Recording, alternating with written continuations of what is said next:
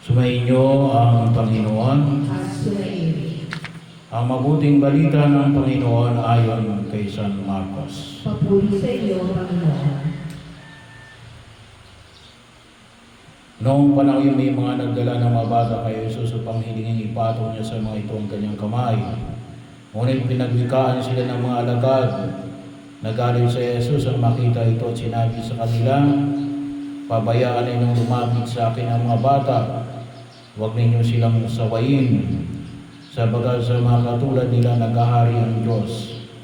Ito ang tandaan ninyo, ang sino mang hindi tumanggap sa paghahari ng Diyos tulad ng isang maliit na bata ay hindi mapapabilang sa mga pinaghaharian niya."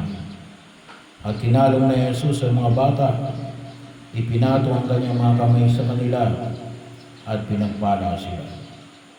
Ang mabuting balita ng Panginoon.